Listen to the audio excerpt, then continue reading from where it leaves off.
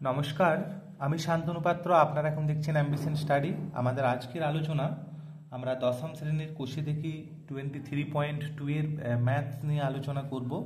প্রথমে আমরা যেটা করব সেটা হচ্ছে ত্রিকোণমিতির মানগুলো বসানোর চেষ্টা করছি। তাহলে সেক 45 ডিগ্রির মান কত, আমরা কিন্তু সরাসরি মান বলার চেষ্টা করব। সেক 45 ডিগ্রির মান হচ্ছে √2। তাহলে এখানে যেহেতু স্কোয়ার আছে তাই √2 এর স্কোয়ার হবে। এরপর কট 45 ডিগ্রির মান কত? কট 45 ডিগ্রির মান হচ্ছে 1। মানগুলো কিন্তু মুখস্থ করতে হবে। সাইন 30 ডিগ্রির মান, সাইন 30 ডিগ্রির মান হচ্ছে হাফ। তাহলে এটা কত হবে? হাফ তার স্কোয়ার।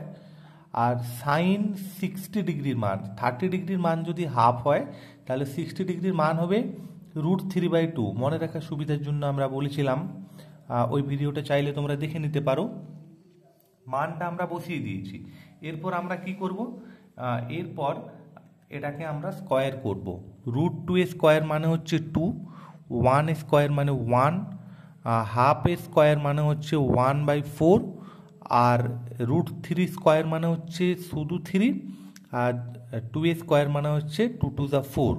তাহলে এইখানে কত হচ্ছে?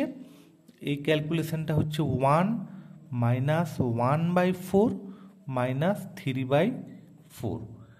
এটাকে আমরা ক্যালকুলেশন যদি করি তাহলে হবে 4।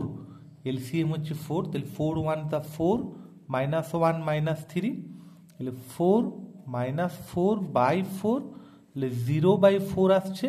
তার মানে আমাদের অ্যান্সার হচ্ছে কত? আমাদের অ্যান্সার হচ্ছে 0। ধন্যবাদ ভিডিও দেখার জন্য। আর যারা দশম শ্রেণীর স্টুডেন্ট আছো তারা চ্যানেলটি সাবস্ক্রাইব করে নাও। ভিডিও যদি ভালো লেগে থাকে তাহলে লাইক শেয়ার কমেন্ট করে নাও। ধন্যবাদ।